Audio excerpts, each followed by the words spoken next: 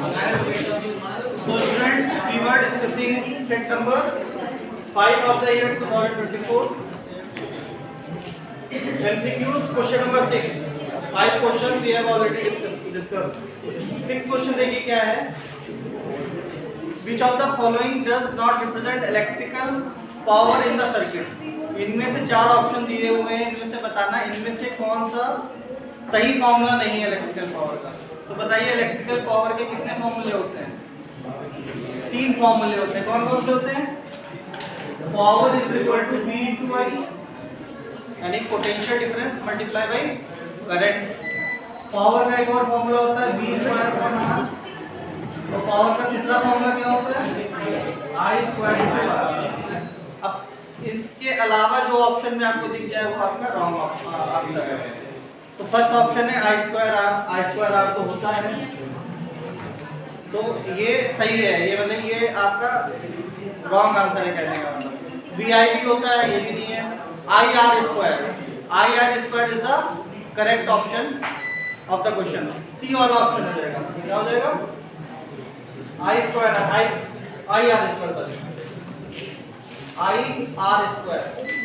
कहीं आपको IR square दिख रहा है कि नहीं? तो हमें इनकरेक्ट जो फॉर्मूला है वो बताना है इसमें.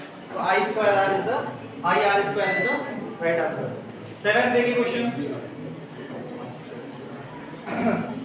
The magnetic field produced due to a current carrying conductor at a point on a distance r. Magnetic field जो होती है किसी करंट कैरिंग कंडक्टर की वजह से r डिस्टेंस पे क्या होती है? तो मैंने एक फॉर्मूला बताया था आपको, P = μ0/4π 2I/r. ये जो फॉर्मूला होता है ये किसका फॉर्मूला होता है? स्टेट करंट कैरिंग कंडक्टर के चारों तरफ जो मैग्नेटिक फील्ड इंटेंसिटी होती है उसका फॉर्मूला होता है. μ0/4π की वैल्यू कितनी होती है क्या बताइए? 10 × 10⁻⁷. और I यहाँ पे क्या होता है? करंट होता है. R होता है वायर से डिस्टेंस. μ0/4π जो है कांस्टेंट क्वांटिटी है, करंट भी कांस्टेंट फ्लो हो रहा है, तो हम लोग लिख सकते हैं V is inversely proportional to distance from the wire. तो इसका सही ऑप्शन क्या हो जाएगा? Inversely proportional to R. C वाला ऑप्शन हो जाएगा इसका. ठीक है, इसका कौन सा ऑप्शन हो जाएगा? C is the correct answer. Okay, note down.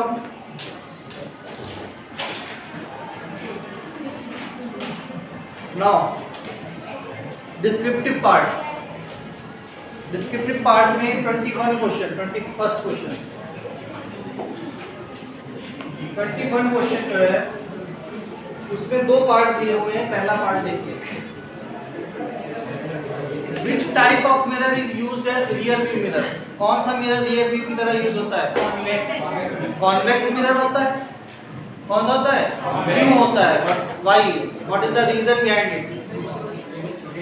Convex mirror rear view mirror की तरह क्यों यूज होता है? छोटी इमेज बनाता है. और छोटी इमेज बनाता है और वर्चुअल इमेज बनती है. वर्चुअल एंड डिमिनिश्ड इमेज बनती है हमेशा. कोई भी पोजीशन हो ऑब्जेक्ट की, the convex mirror always forms a virtual and diminished image. हमेशा क्या बनाएगा? एक सीधी इमेज बनाएगा और छोटी इमेज बनाएगा. That's why it is used as a rear view mirror.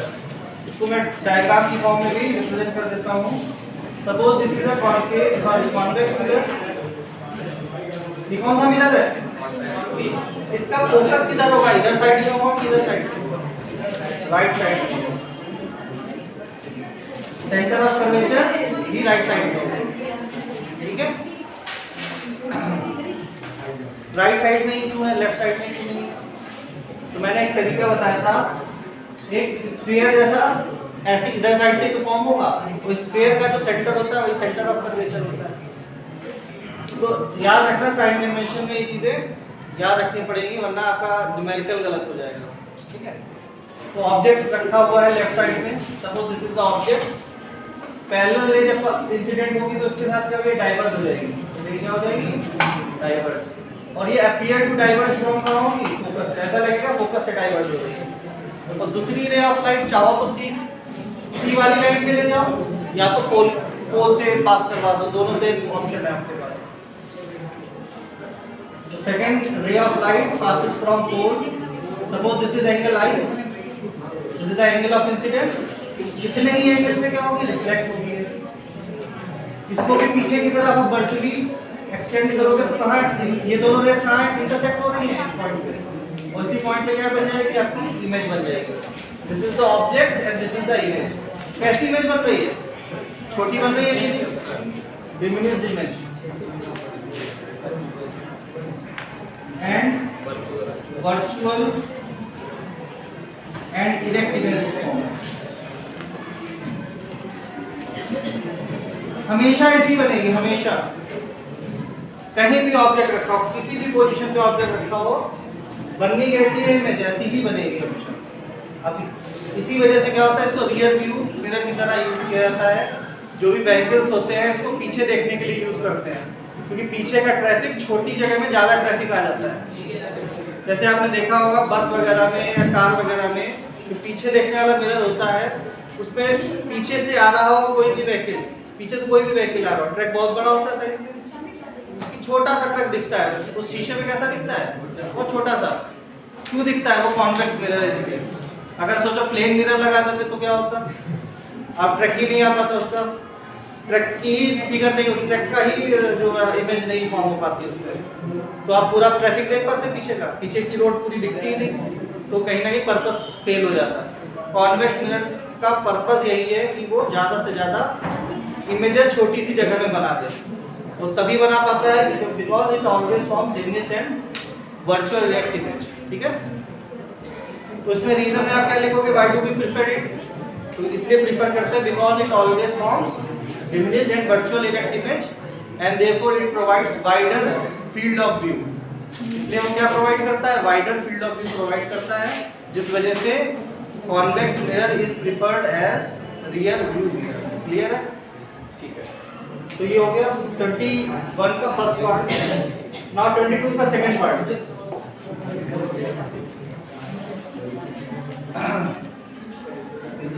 Numerical है। 22 का सेकंड पार्ट क्या है, न्यूमेरिकल है। देखिए जरा ध्यान से।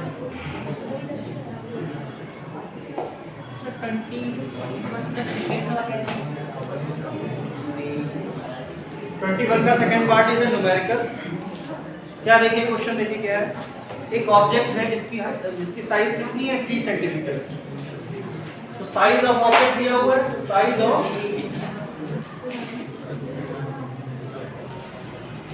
3 सेंटीमीटर। बताइए पॉजिटिव लेंगे कि निगेटिव? निगेटिव। पॉजिटिव लेंगे कि निगेटिव? पॉजिटिव लेंगे। ऑब्जेक्ट कैसे रखा जाता है, हमेशा प्रिंसिपल एक्सिस के ऊपर रखा जाता है कि नहीं? तो प्रिंसिपल एक्सिस से जब भी कोई चीज अपवर्ड डायरेक्शन में रखी जाती है तो उसको पॉजिटिव साइड लेंगे। तो ये हमें ऑब्जेक्ट साइज हमेशा पॉजिटिव ही लोगे आप। और क्या क्या बोला गया है, इस place at a distance of 8 centimetre. ये क्या दिया हुआ है, u दिया हुआ है। ऑब्जेक्ट डिस्टेंस दी हुई है कि नहीं?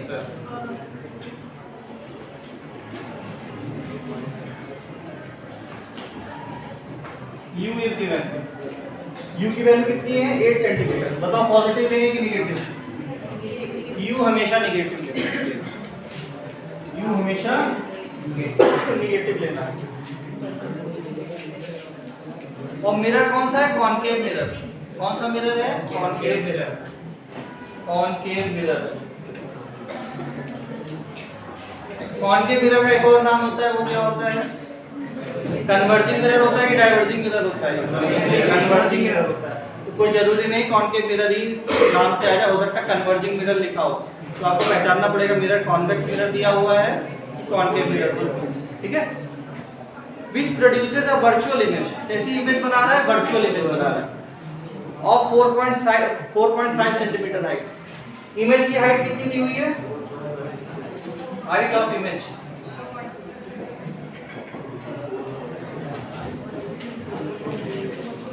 4.5 सेंटीमीटर। पॉजिटिव लेंगे कि negative? Positive. Positive. Virtual image है ना, वर्चुअल इमेज भी प्रिंसिपल एक्सिस के ऊपर ही बनती है, तो ये भी क्या हो गया, पॉजिटिव ही साइन इमेज। हमें बताना है find the position of the image and focal length of the mirror. सबसे पहले बताना है पोजीशन क्या है, यानी कि v बताना है हमें, और फोकल लेंथ f की वैल्यू भी फाइंड आउट करेंगे। कैसे करेंगे? तो देखिए मैग्निफिकेशन कहीं ना कहीं आई और ओ दिया हुआ है। लीनियर मैग्निफिकेशन का फॉर्मूला मिरर के लिए क्या होता है? m is equal to I upon o is equal to minus v upon u। यहाँ पे I की वैल्यू गिवन है, O की वैल्यू गिवन है और U की वैल्यू भी गिवन है। क्या V नहीं निकाला जा सकता है? V निकल जाएगा। I upon O is equal to minus V upon U। From here we can find V। V की वैल्यू क्या हो जाएगी? V की वैल्यू बताइए, minus I upon O multiply by U हो जाएगी कि नहीं? देखिए V is equal to क्या हो जाएगा? U इधर मल्टीप्लाई में चला जाएगा, माइनस साइन भी इधर आ जाएगा। माइनस I की वैल्यू देखिए क्या है? 4.5। O की वैल्यू कितनी दी है? 3। और U की वैल्यू कितनी गिवन है? -8 नहीं लिखा है। इसको सॉल्व करके मुझे B की वैल्यू बताइए। Find out 4.5। देखिए ये कितने से चला जाएगा? 0.15 से चला जाएगा। 0.15 से चला जाएगा कि नहीं चला जाएगा? 4.5 डिवाइड बाय 3 1.5 से चला जाएगा। 1.5 मल्टीप्लाई बाय 8 कितना होता है? 1.5 डिवाइड बाय 8 कितना होगा? 12 होगा कि नहीं? माइनस मल्टीप्लाई बाय माइनस क्या होगा? प्लस। तो 12 आ जाएगा इसका answer. 12 centimetre is the required answer positive में।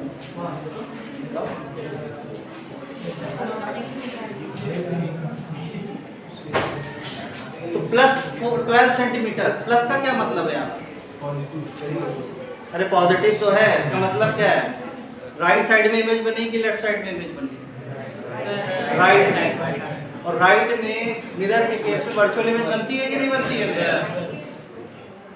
तो हर चीज वेरीफाई नहीं होगी तो आप अगर यहीं पे माइनस में आ रहा होता आंसर -12 सेंटीमीटर गलत हो जाता, भले इसकी वैल्यू सही है उससे कोई मतलब नहीं होता है। साइन का बड़ा रोल है। साइन का रोल क्या है? ये हमें डायरेक्शन बताता है। यही चीज माइनस है, जैसे आपने ये 8 लिखा होता है तो ये चीज माइनस में आ रही होती तो गलत हो जाती। ठीक है, भले आपकी कैलकुलेशन सही कर लीजिए। क्लियर है? तो यहाँ से पोजीशन क्या लिखी जा सकती है? Position of the image is 12 centimetre on the behind the mirror. Behind the mirror. और क्या क्या पूछा है? Focal length. फोकल लेंथ आप मिरर फॉर्मूला अप्लाई करिए। फोकल लेंथ कैसे निकालेंगे? By mirror formula. Mirror formula क्या बोलता है? 1/v + 1/u = 1/f। So 1/f = 1/12 plus u की वैल्यू कितनी है? -8। कितना एलसीएम आएगा? 8 और 12 का। 8 और 12 का एलसीएम निकालिए। इसको सॉल्व करो। 24। 8 और 12 का एलसीएम कितना होगा? निकालो ना, बताओ। 24 होना चाहिए। Least common multiple. एलसीएम का मतलब क्या है? इन दोनों का 12 और 8 का लीस्ट कॉमन मल्टीपल क्या है? 24 ही तो है। 2 - 3 -1/24। तो f की वैल्यू क्या आ जाएगी? -24 सेंटीमीटर। फोकल लेंथ कितनी आ गई? -24 सेंटीमीटर। फोकल लेंथ कितनी आ गई? माइनस में आ रही है कि नहीं? और कॉन्केव मिरर की फोकल लेंथ कैसी होनी चाहिए? माइनस में होनी चाहिए। अब सुनो ध्यान से, इसको रे डायग्राम से भी वेरीफाई करके देखो। इसी को रे डायग्राम से भी वेरीफाई करके देखते हैं। कॉन्केव मिरर वर्चुअल और इरेक्ट इमेज कब बनाता है? केवल एक केस में, जब पोल और फोकस के बीच में रखा हो। थोड़ा ध्यान से देखना। फोकल लेंथ कितनी? 24। यू कितना है? 8। तो पोल और फोकस के बीच में ऑब्जेक्ट रखा हुआ है कि नहीं रखा हुआ है? हर चीज वेरीफाई हो रही है कि नहीं हो रही है? फोकल लेंथ माइनस में आ रही है कि नहीं आ रही है? तो ये चीज थोड़ा ध्यान रखना। रे डायग्राम से अपने न्यूमेरिकल को कनेक्ट करके देखना, तो आप चेक कर लोगे कि आपका आंसर सही है कि गलत है। वरना पता ही नहीं चलेगा वहाँ सही है कि गलत है। वहाँ कौन बताएगा तुम्हारा आंसर सही है कि गलत है? तो कहीं ना कहीं चेकिंग पॉइंट अप्लाई करने पड़ेंगे कि नहीं करने पड़ेंगे? ठीक है, नोट डाउन करिए। हो रहा था रिकॉर्ड?